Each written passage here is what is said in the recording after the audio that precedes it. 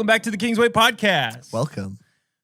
It's good to see you. It's a new year, Ryan. New year, same shirts as last episode. Yep. We're pretending like it's a new year. Yeah. Or are we not pretending? What we're pretending is that we didn't just record this and the last one back to back. No, we didn't. We recorded them completely different We times. just did the laundry in the past week and then put on the same hats too. Yep. Yeah, well, if you're seeing this, it is probably it's really close, or it is 2023. And here's the thing. I told Ryan this about 2 days ago, and I said, listen, I have some things I want to share about kind of my own year and my own journey and some of the stuff I've been through, but we want to time it with kind of the start of the year because of some of the things that it's been about, and you were like all about it. Yeah, because what we want to do is hit you before the new year where you're thinking about New Year's resolutions and am I going to get a gym membership and all this stuff. Yep. And hit you with this. Yeah, because over this last year, I've never really been a very disciplined person. Yeah. I can put my mind to something and focus for sets amounts of times, but I would say like having a routine and having like natural habits that are healthy was just something I kind of coasted on for a long time. And having kids changes you and kind of rips the selfishness out of you, and you get into habits that you have to. You're kind of forced into it. Dietary habits. They weren't choices that you made. They were choices that you were forced upon you, and then you kind of adjust to it. Yeah. And that, I think, is different than discipline. They were choices you made at the end of your priority list. Yes. You kind of look at the scraps of your energy and your time and like... Yep.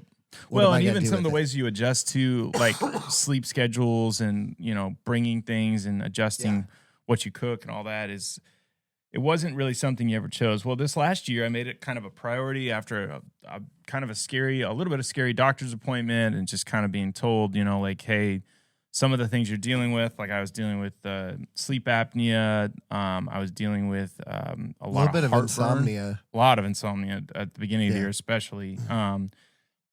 Then I had heartburn like crazy. I was having some panic attacks coming off of COVID, and I couldn't figure out where they were coming from. Kind of waves of panic and fear and anxiety that I'd never experienced before, and I have so much more sympathy for. And then I had some bad blood work. I got liver enzymes were high. I had some cholesterol that was high, and then I had some high blood pressure, and all of that at once. And so about February and March, started realizing that maybe I was going to have to make some changes. So I got prescribed a whole bunch of sleeping pills and like some anti-anxiety medication and some stuff for my sleep and all this stuff. And it basically came down to my doctor told me you can either take all these pills for the rest of your life and it'll probably make some of this and most of it at least manageable, or you could get off your butt and go try to work out. And I hadn't really done an evaluation of myself in a long time. And so it was one of those, like, you sit down, you look yourself in the mirror, and you kind of go, like, are you going to do this or not? And basically, somehow, through a very, I would say God-ordained set of circumstances, I started to track my calories on an app, and I started to think about going to the gym. And I ran into a good friend of mine that used to be a student of mine. His name's Justin, and he was going to the gym every day and has transformed his body over the last 6 years through his discipline and diet and all this. And he just drugged me. Not as much diet. No. That dude eats whatever he wants. Well, he eats the same things every day. And I don't know if any of you know that. He eats eggs and steak every morning, and then he loves Ella's Teca. That is where that kid goes nuts. I mean, he can eat whatever he wants, but he's also 25. And, that's true. I'm 38. So it's like, it's different. So anyway, started working out and tracking my calories and just slowly but surely changing my relationship with food and changing the way that I view just discipline. And anyway, I've been on a journey since then, and officially yesterday I am 72 pounds lighter than I was back in March. And I say that with a grain of salt of like, not very many people have done that. I get that. I have a massive accomplishment in my heart that I feel like I want to share, but also just like I don't think the benefits are really the weight loss as much as a lot of the other lessons that I've learned. And we've had lots of conversations about this, but one of the first benefits that I saw was like when I would get up and go to the bathroom in the middle of the night and you like turn on the light in the bathroom and you like look at yourself in the mirror, I wouldn't recognize myself before. Like I would see myself and I'd be like, I don't like the way I look.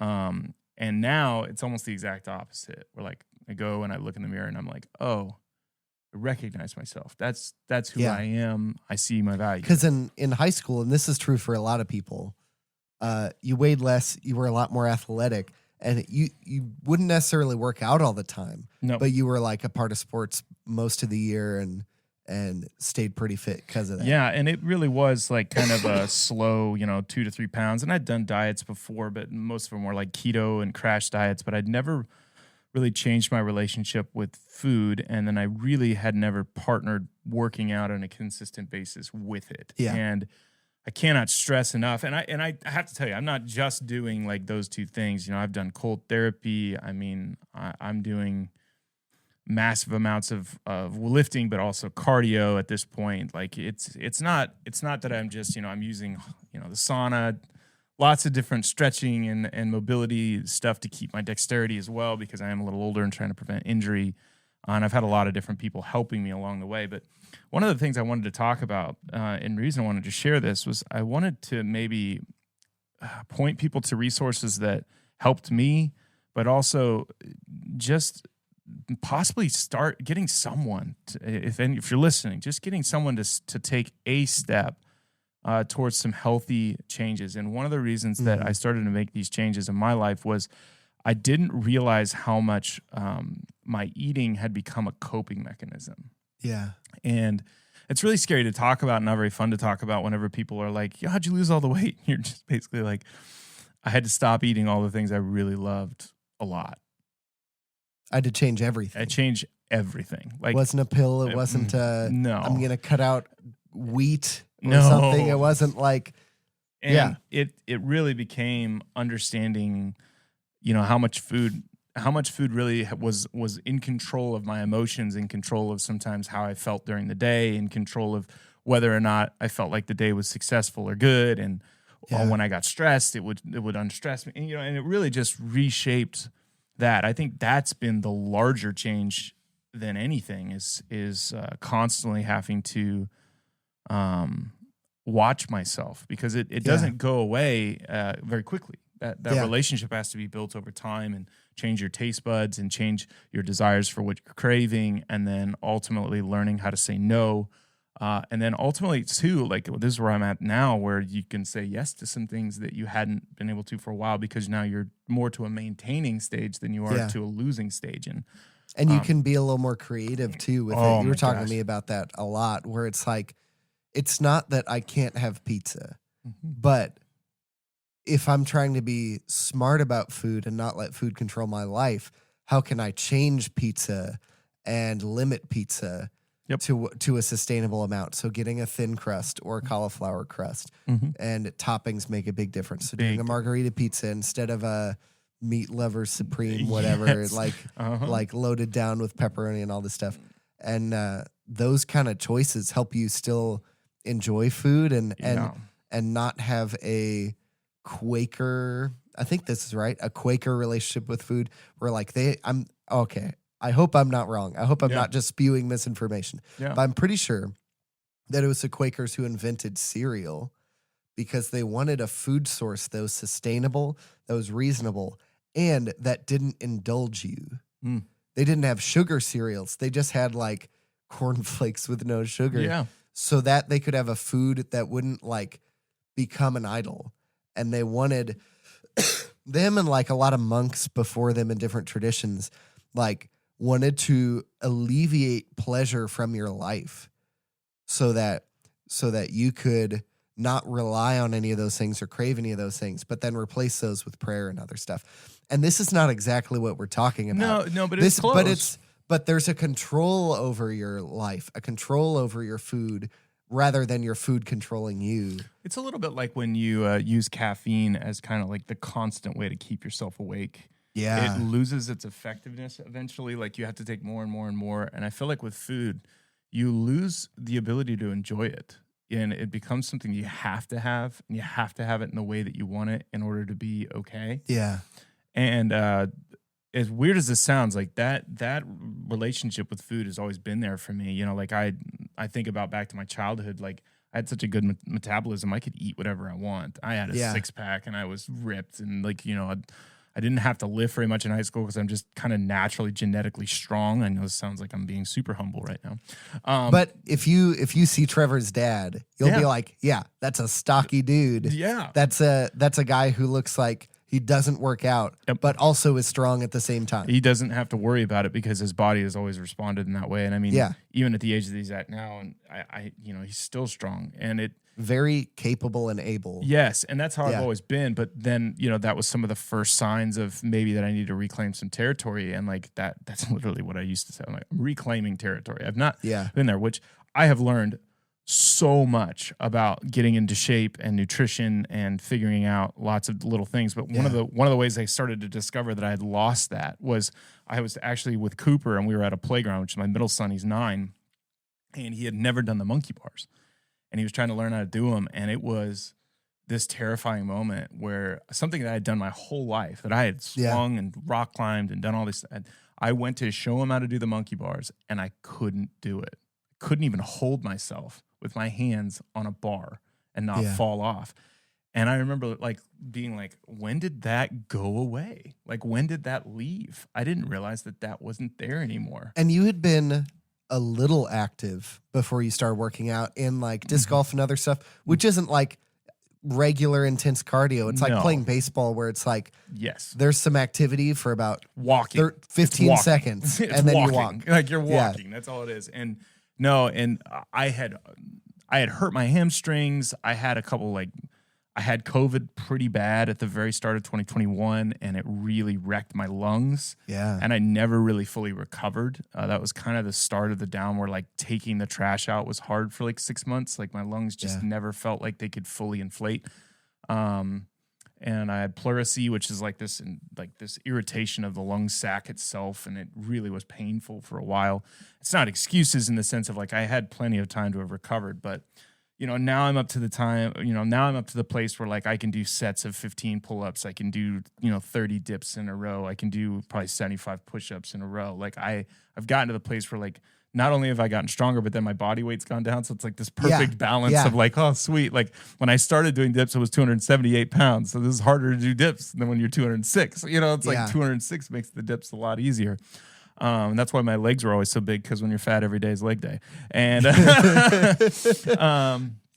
but yeah, the journey that I've seen this really take place is the discipline, like I talked about at the beginning.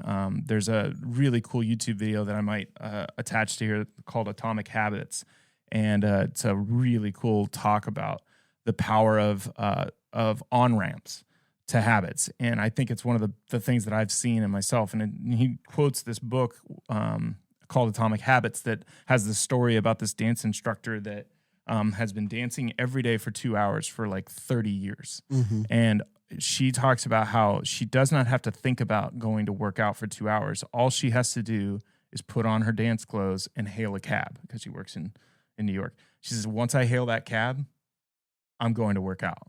Like it's not a if I will, it's like I will. And I think that has been kind of the tall tale sign here that's become me recognizing that these are no longer things that I'm choosing to do. They're just who I am. Like last night, I went and worked out, and mine is once I get my shoes on and I make it to my van, I'm going to work out. Like I'm going to drive, I'm going to work out. Yeah. There's no issue with it. And I think for a lot of people, they just have to figure out what that on-ramp is and then let the habit flow from the on-ramp. And that's kind of been the change. It's not that you've worked out really hard once a week or twice a week, whatever, but that you've made it a consistent habit, and that it's kind of changed who you are mentally. You talked to me before about how working out, exercising, doing all this stuff, more that than the food, but how working out has changed your discipline and your ability to do hard stuff. Yep. Talk to me a little bit about that. That was probably that's probably the statement that I say at the gym a lot. Without pulling the curtain back too much, because it doesn't just involve me, but my wife and I have had some health things that we've been walking through together over this last year that we've had some mystery in, and nothing nothing's been life-threatening or anything like that, but it's affected kind of the quality of our life. And so it's been a challenging season for both of us. And going to the gym, it's kind of become a mantra in my head that I do hard things on purpose so that when hard things show up in my life, they're easy. Joe Rogan's famously is the one that came up with that statement, but came from David Goggins as well, who's a Navy SEAL. But both of those guys talk about that, and I remember hearing that before, but now I understand it. One of the coolest. You've kind of embodied it. Yes, one of the coolest things I've been doing. And again, I'm trying not to boast. I'm just trying to talk about the mental fortitude of this. You're trying to take us on the journey with you. Yes, because the truth of the matter is I hit plateaus. When you lose weight, you hit plateaus, and you have to decide, am I going to eat less or move more? Because that's the only way you lose weight, is if you eat less and move more. And so if you hit a plateau, sometimes you're building muscle, and so you just got to wait for your body to kind of get over the hump to where it now is using more of your metabolism to now break the fat down. But most of the time, what you did before isn't going to get you to the next place. You have to let go of that and grab onto something new. So you eat a little less, you move a little more.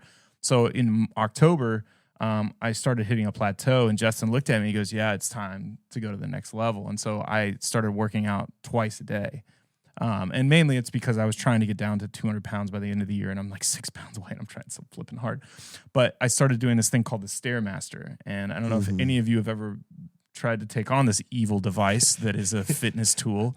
It brings on slavery very quick. Oh my gosh! Oh my! So all it is a constant treadmill of stairs, and if you look it up on the internet, it's one of the best ways to improve your cardio, your cardiovascular system. I mean, it's like 5 minutes of it.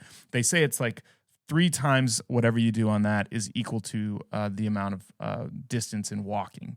So like 100 flights of stairs is what I started with, and I did it in 33 minutes. But 100 flights of stairs is equal to, I think they said, 5.2 miles of walking.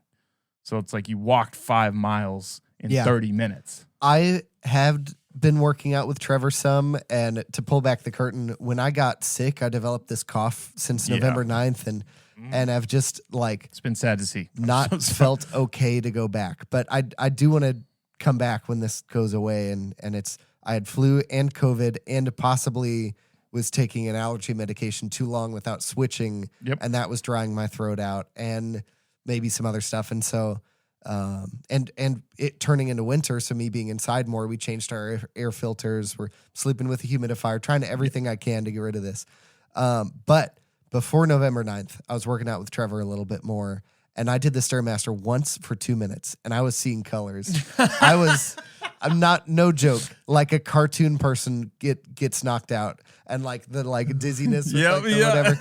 I was not okay, and I wasn't going either as hard as Trevor or more than 2 minutes. So the reason I tell you all this is because there's something that shifted in me when I started setting that goal. I've always been athletic. I've always had like coaches and stuff, but I've never had the drive that's had to come just from me.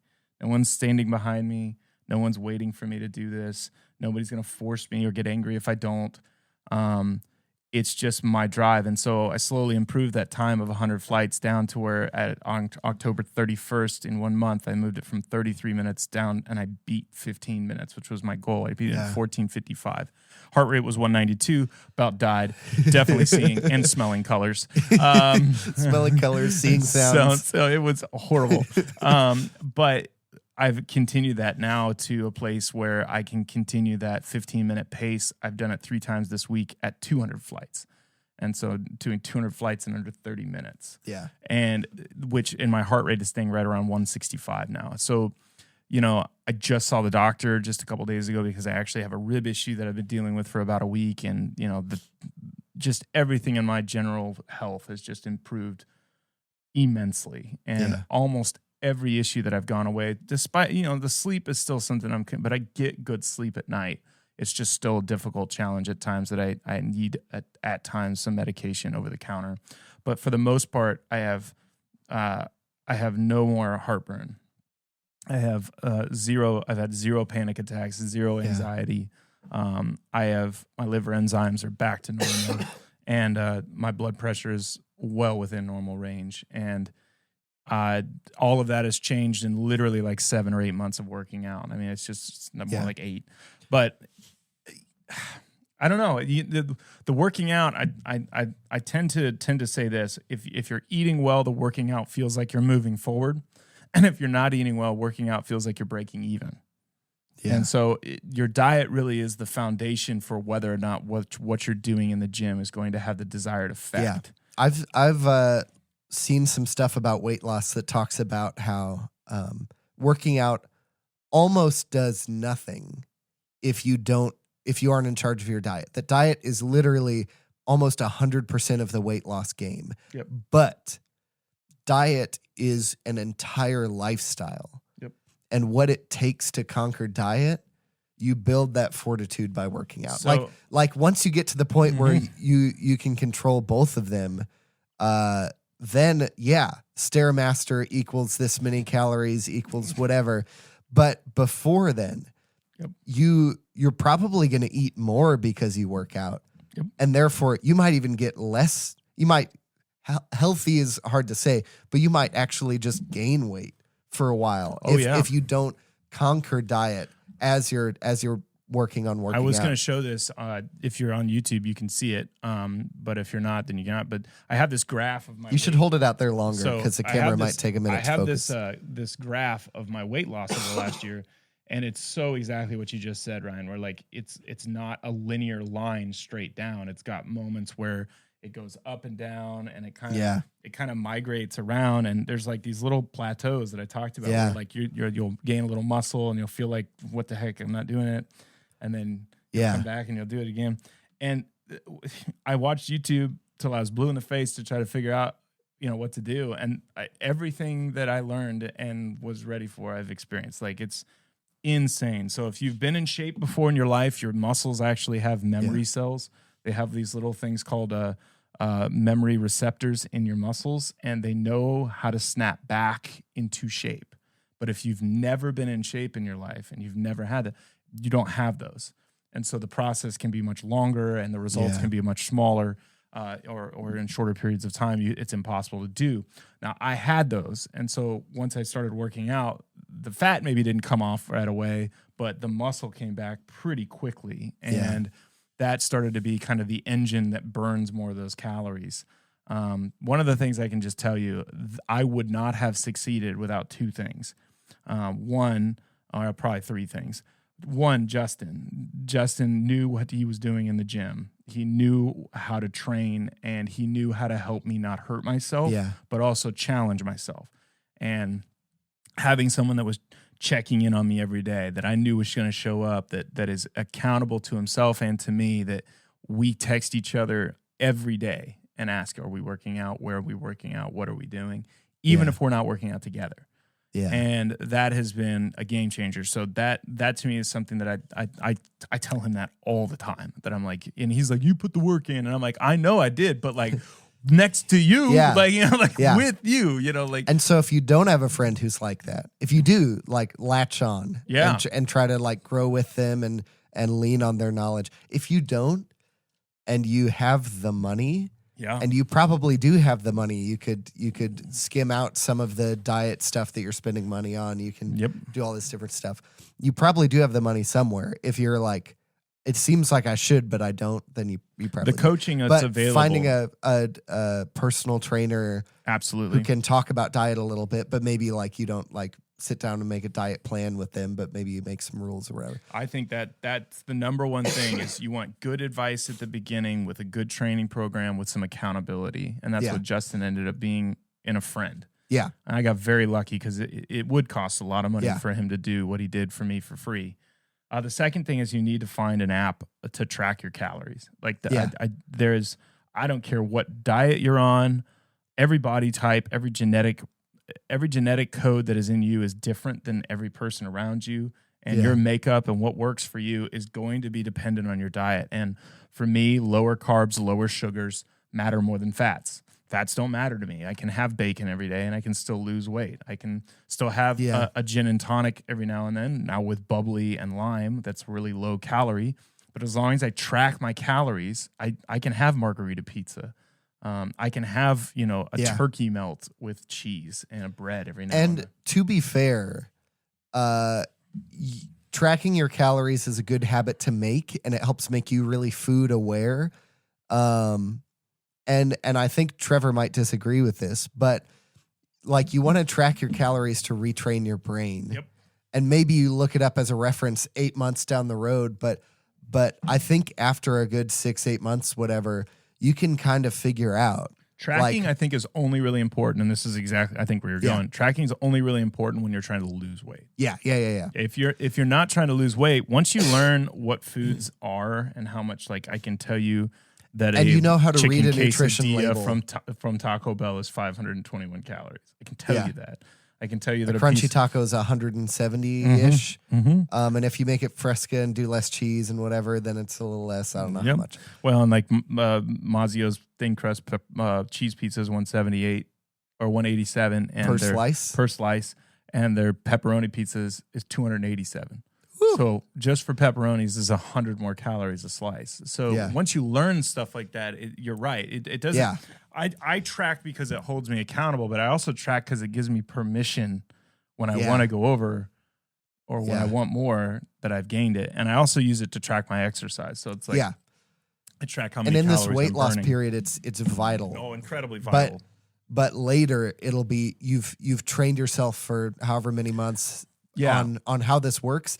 And you could continue to do it, but if you ever get off, you still have the food brain, the calorie counting brain with you. And I think I've been scared to kind of even talk about this on camera and with it because I don't want to pretend like I have it all figured out or that I wouldn't revert at some point or make some mistakes, but I know the difference in me because I crave a Greek salad from Eras more than I crave their pizza. Like their salad is so good. They have this marinade on their grilled chicken that is fantastic. Their lettuce is so good. It's a homemade Italian dressing or Greek dressing, and it's phenomenal. I crave apples. I love apples. I eat apples are so good. Raspberries are freaking Skittles to me right now. I have raspberries all the time. And you've talked about like making like roast almonds or other stuff with like stevia. Yep. And, I'll have. I mean, I've made so many little changes that have made such major differences in my diets, and it's crazy. I'll come home and I'll have a light can of tuna or a hard boiled egg, and they're just small choices that all of a sudden didn't realize. And I'll have you link that video to the Atomic Habits because I think it's so good. It's all about pulling the consequences of poor dietary decisions, the consequences of the donut into the present, at the same time pulling the reward of health into the present at the same time. Yeah. If you can feel the weight of both at the same time, it makes those decisions not feel as hard, but actually worth it. One of the things it talks about in that video that I love so much is it says every dietary choice is a vote for the person you want to be later in your life. Yeah. And if you learn to cast the larger number of votes, that's the person that gets elected in your life. Yeah. And I found that to be incredibly helpful. But I think what Ryan led to earlier is what I want to end with, and what I really want to encourage you to do is that there's a confidence and a reassurance and a feeling of accomplishment that I wish every person could have. It's not that I feel invincible or that I've discovered like some sort of like fountain of youth or whatever, even though I do feel like I'm Benjamin Buttoning this year. Like I'm just like aging backwards. Yeah. If you go back and watch episodes like 46 through 60, I just glanced at a couple of those and it's upsetting. Yeah. How different we both look. You with your health journey, me with my beard. Like it's just like No, I've been working on my beard since January. We have a few photos on the website that's still like the first one that pops up. I'm always like, oh. I have some comparison photos that I have that I share with people, and I don't know if I'll ever put anything up on the internet about it, but the difference is just it almost makes me emotional to think about it because I didn't realize how bad it had gotten, and I look at my face and I look at the way that I remember feeling, and I mean this in the best of ways, but it was a very dark place to a place now of feeling very, very different. And I don't want to leave this episode without talking about the faith realm, and how it impacts and kind of touches every part of what we've talked about today, because this is a church podcast. This is a faith podcast. Absolutely. I see a lot of like 1 Corinthians 1 and 2, 1st and 2nd Corinthians in the discussion today. There's a podcast I listen to that's a handful of professors from the college we both went to called Every Thought Captive, and they're taking their name from 2 Corinthians 9 or 12 or something. Maybe I should go back to Bible college. They're taking their name from somewhere kind of in the later part of 2 Corinthians. Captive. Take every thought captive to Christ. And even a little bit earlier in there, I think it's the same book. I really hope so. But I know it's Paul. He talks about I've trained like an athlete. I've been shadow boxing. I've been whatever. All that as a metaphor for faith. I've trained myself so that I can be as useful to Christ, so that my resolution about my conviction about Christ can be as strong as possible, so that when I get shipwrecked, when I get beaten and imprisoned and I'm put in chains, I know what to do instinctively. And even though the phrase is every thought captive, and that is good and true, that you've trained yourself up, that you can have a little bit of strength against thoughts. I think the taking captive idea really applies to this, because we've talked about how working out doesn't necessarily help you lose weight that much. But what it does is build up who you are and your character. You talked about how I can do hard things in my relationship with my wife, relationship with my kids, because I've done hard things earlier at the gym, and I know how to do that, and these don't seem that hard anymore. Because of that, you can now not be I mean, other parts in the New Testament, don't be a slave to sin, but be a slave to Christ. You're able to lean on Jesus. You're able to stand up on your own 2 feet, and you're able to slip your arms out of the chains to your relationship to food and caffeine and alcohol and entertainment. And you're able to have the fortitude to avoid amusing yourself to death, to just be caught up in the current of how you feel and that leading you to this or that numbing agent. It's incredible to watch myself learn lessons that I feel like were just immaturities in myself. Like, we talk a lot about, and this is like a stupid illustration, but it really helps. Like when you learn how to weightlift in the proper way, what you're really trying to do, especially if you're trying to lift really heavy things or get to an aesthetic, is you try to isolate a muscle with an exercise. But if you're not careful, what'll happen is other muscles will take over to try to protect that one muscle when it gets tired. Because once it gets tired and it starts to wear down, it can't, whatever. And that's why form is so important. Yes, and it's also important because if you're not engaging that muscle and you're using all these other muscles, you'll never grow that muscle. I feel like that's kind of what entertainment and food and other things can become, is that you never learn this discipline. You never learn this like ability to do something hard because you have other things that are protecting you from having to do it. Like it's not letting you get to a place where you're isolating that muscle. And over this last year, you're right. I mean, you want to talk about a faith journey. Faith is putting your hope in something down the road, right? That you're hoping is going to happen. And you can have educated ideas about why it's good to have faith in that, but it's putting your faith in something that isn't in the present. Yes. And so when you diet and when you exercise, you're putting your faith that your body's going to respond and that the results are going to come, but they don't show up in a week or a month or sometimes this even is 8 3 months months for you, it's like 10. Exactly. So it's like they don't show up right away, and there is a lot of like the consistency is ultimately what brings the reward. And I've just learned that sometimes you have to learn to plant seeds that you'll never sit in the shade of. And I think for me, a lot of this is I'm just getting to bask in some of the shade that I planted months and months and months ago. But I'm also learning that there's other consistencies in my life that are promising things that I think I'm learning to trust in even more. And one of them absolutely is healthy decisions inside my faith and wanting my relationship with my wife and my kids and even the church and with you guys, the staff. Like I want those things to have the consistency and the willing to do the hard things if that's what they require. And, I'll close by saying this, like I am not an expert. I did not learn all this stuff and then just like there was no golden ticket. Yeah. There was no like silver bullet. It legitimately was. I had a good friend. I got a good plan, and then I just decided to do it. Yeah. And the silver bullet is that your whole life has to change to match this. Yep.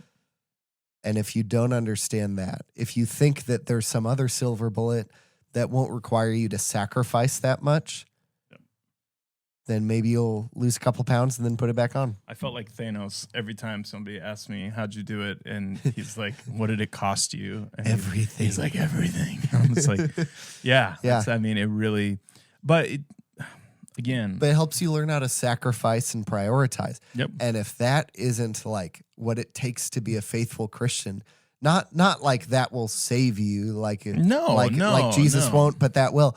But like take up your cross and follow me.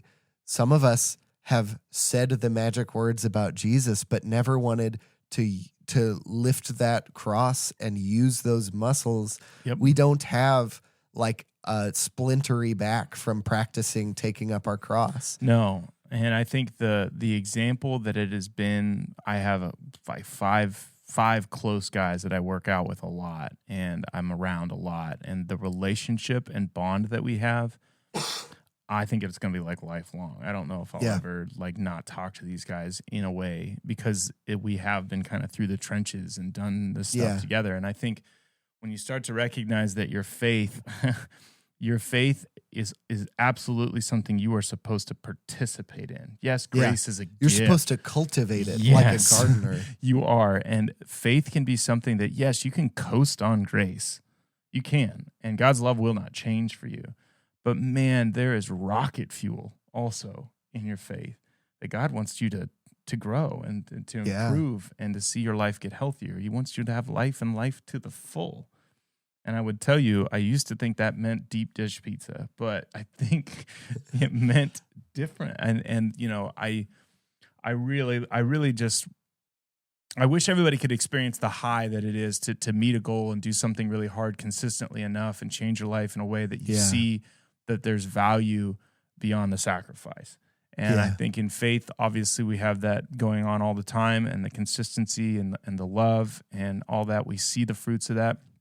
You have been around a Christmas tree, or you're going to be around a Christmas tree with people that have been faithful and true and people of integrity, and you see the reward that they are reaping later in their life. And you've been around people that have not been people of integrity, that have not lived up to whatever, and you've felt the loss, the distraction, the pain, the heartbreak from it. And it's you almost see the like alcoholic uncle and the like prayer warrior grandma, and you think, I guess that's just the way those people are.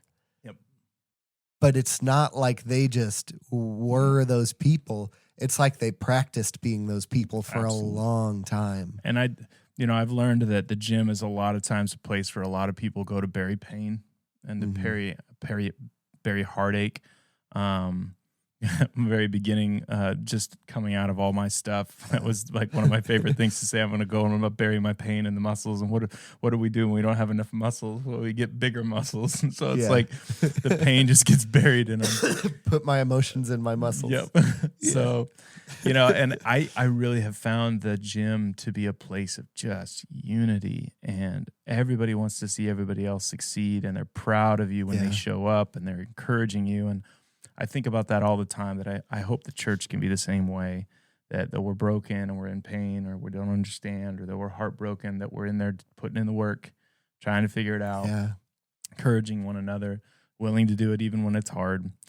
As you're working on this system and you're trying to figure out what your journey is going to be like for this year, don't feel like you need to try to lose 75 pounds or whatever I try to do. That's not my challenge. My challenge is to figure out something that would be hard for you to do, and try to find a way for you to do it if you really want it. Start by watching the Atomic Habits video, and then think about what in your own life, like, you can start to take charge of, rather than it taking charge of you. And however kitschy and fun and cutesy that sounds, like the take charge language is also just slavery language. What have you been dragged by the ankle by food, caffeine, alcohol, whatever, and sleep habits, TV, entertainment? What have you been dragged by the ankle by that you can start to take charge of with good habits and good decision making? I just like the language of reclaiming. Yeah. Reclaim it. Yeah. Like you've been set free. You're free indeed.